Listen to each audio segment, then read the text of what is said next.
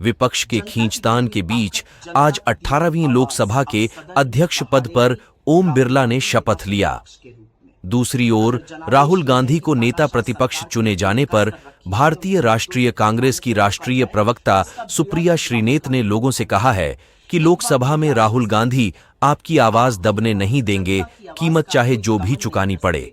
वहीं आज सदन में राहुल गांधी के संबोधन को प्रियंका गांधी वाड्रा ने अपने व्हाट्सएप चैनल पर शेयर किया है। आइए हिंदी अनुवाद के साथ बिहार स्क्रीन की रिपोर्ट साझा कीजिए।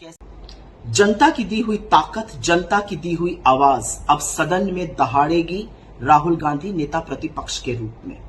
अगर जनादेश यह है कि तानाशाह सरकार की नकेल कसकर रखी जाए, उनको मुद्दों से भटकाने से रोका जाए, तो इसका बीड़ा खुद राहुल गांधी ने उठा लिया है। एक बात के लिए आश्वस्त रहिएगा कि आपकी आवाज, जनता की आवाज का कोई दमन नहीं कर सकेगा सदन में, क्योंकि राहुल गांधी हर कीमत चुकाने के लिए तैयार है। इन्होंने सत्ता को बेहद करीब से देखा है, उसके बीचों बीच रहकर तो ये जानते हैं कि सत्ता के लोगों की लगाम कब, कहां और कैसे कसी जानी है। तो सत्ताधीशों, संभल जाओ, अपनी छल कपट की राजनीति छोड़ दो, अपना चाल चलन बदल दो, क्योंकि तुम्हारे सामने सदन में जो नेता प्रतिपक्ष बैठा है वो आदमी आग में तपकर निखरकर खरा सोना खालिस कुंदन है। तो जब जब आप मुद्दों से भटकाइएगा, जब जब आप जन विरोधी काम करिएगा, आपको सही रास्ते पर लाने का काम यही आदमी चट्टान की तरह खड़ा होकर करेगा। इस देश को, विपक्ष को और हमारे लोकतंत्र को एक बेहद निर्भीक, निडर, अडिग, अविचल नेता प्रतिपक्ष राहुल गांधी मुबारक हो। अध्यक्ष महोदय, यह सदन भारत के लोगों की आवाज का प्रतिनिधित्व करता है।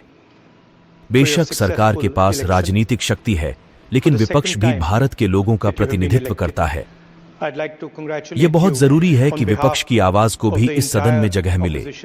मुझे यकीन है कि आप हमें जनता की आवाज उठाने की इजाजत देंगे। सवाल ये नहीं है कि सदन कितनी सफलतापूर्वक चलता है, बल्कि सवाल ये है कि भारत की कितनी आवाजें यहां सुनी जाएंगी। अगर आप विपक्ष की आवाज को खामोश करके सदन को चलाते हैं तो यह अलोकतांत्रिक होगा।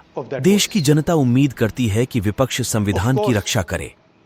हमें भरोसा है कि विपक्ष को जनता की आवाज उठाने की इजाजत देकर आप संविधान की रक्षा का धर्म निभाएंगे।